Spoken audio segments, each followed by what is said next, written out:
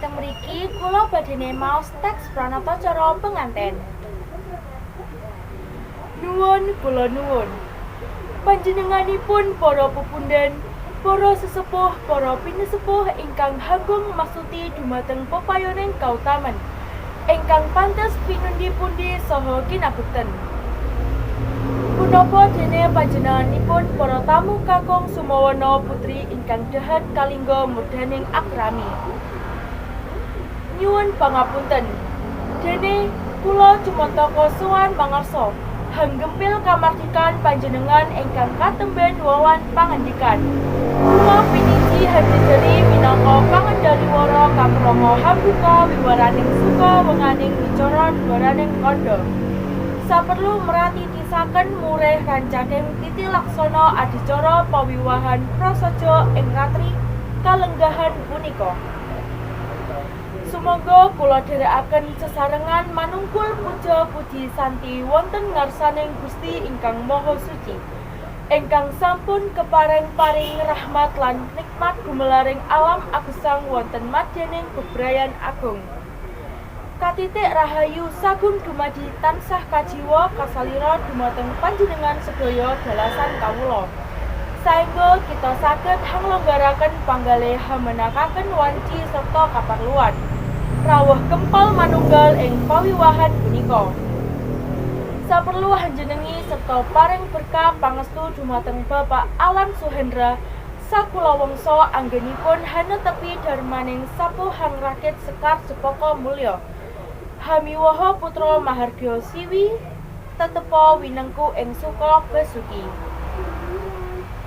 Para tamu kakung sumawana putri, wondene menggah reroncening tata adicara ingkang sampun rinancang rinancik rinumpangka dening para kulawangsa nun inggih.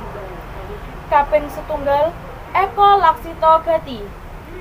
Purwakaning pahargyan inggih sawanipun putra temanten putri mijil saking Tepas Wangi manjing ing madyaning sasana rinengga. Kaping kalih Dwi Laksita Gati. Rawuh lan jengkaripun putra temanten kakung tumuju dhateng madyaning sasana wiwaha. Kaping 3 Tri Laksita Gati. Pasrah pinampi putra temanten kakung. Kaping sekawan Catur Laksita Gati. Dawa panggihing putra temanten anu setata ning adat Wiwidana ingkang sampun sinengker tumunten kalajengaken upacara prabongan. Kaping gangsal Panca Laksita Gati.